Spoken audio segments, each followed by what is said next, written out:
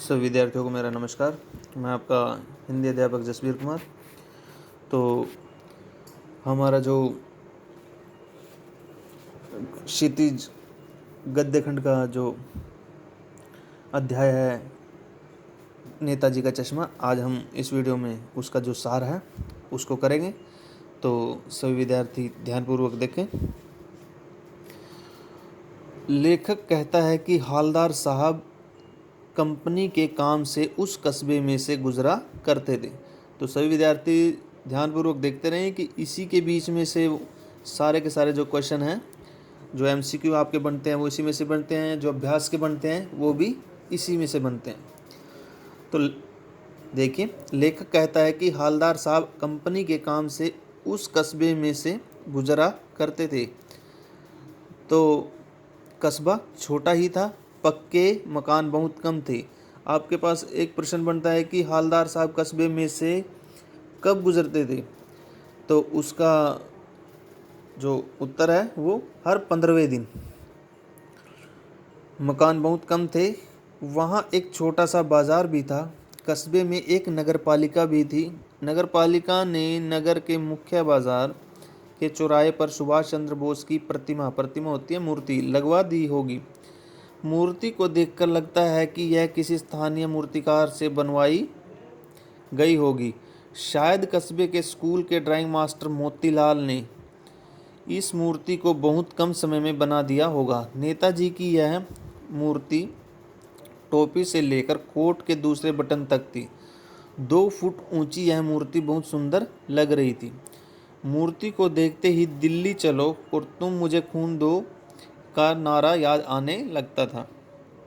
हालदार साहब को यह बात बहुत खटकती थी कि नेताजी की आंखों पर चश्मा नहीं था, अर्थात संगमरमर का नहीं था। उसके स्थान पर किसी ने एक सचमुच का चौड़ा काला फ्रेम मूर्ति को पहना दिया था। हालदार साहब को वहां से गुजरते समय लोगों का यह प्रयास बहुत अच्छा लगा था। दूसरी बार जब हालदार साहब वहां से गुजरे तो उन्हें मूर्ति का चश्मा बदला हुआ लगा। पहले मोटे फ्रेम वाले चकोर चश्मे के स्थान पर अब तार के फ्रेम वाला गोल चश्मा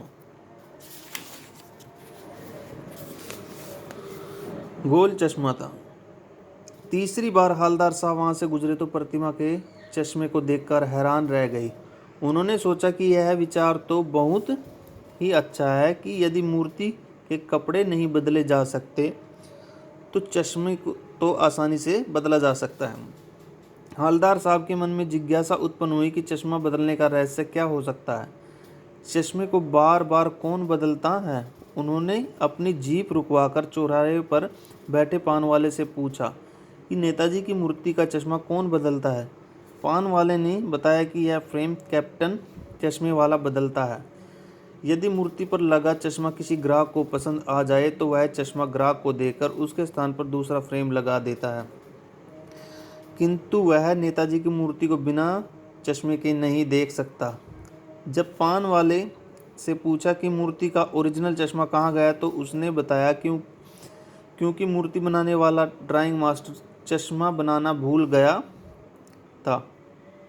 उनका अनुमान सही निकला, क्योंकि यह मूर्ति किसी स्थानीय कलाकार द्वारा बनाई गई होगी और वह चश्मा बनाना भूल गया होगा अथवा चश्मा बनाने में असफल रहा होगा।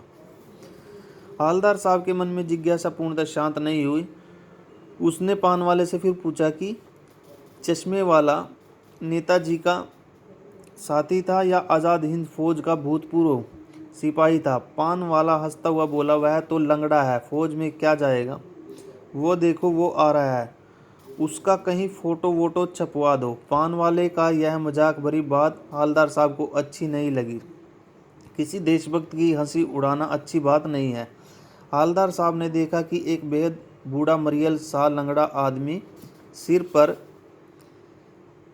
गांधी टोपी और आंखों पर काला चश्मा लगाए हुए आ रहा था। उसके एक हाथ में छोटी सी संदूकची और दूसरे हाथ में एक बांस पर टंगे बहुत से चश्मे थे।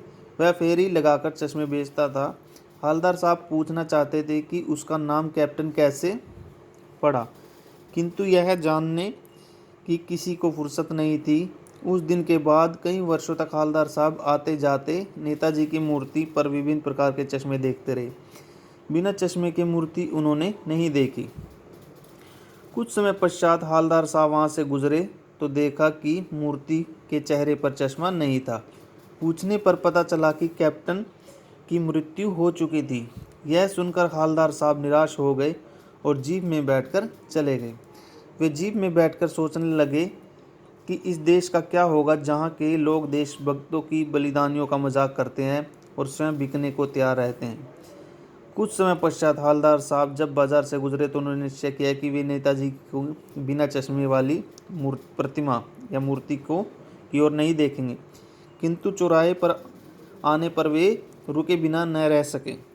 उन्होंने देखा कि नेताजी की प्रतिमा पर सरकंडे का चश्मा रखा हुआ था। हवलदार साहब की आंखें नम हो गई, वे भावुक हो उठे। तो ये जो गद्य खंड का नेताजी का चश्मा, इसका सार इस वीडियो में हमने किया है। अगली वीडियो में इसके जो अभ्यास के प्रश्न उत्तर है वो हम करेंगे। धन्यवाद।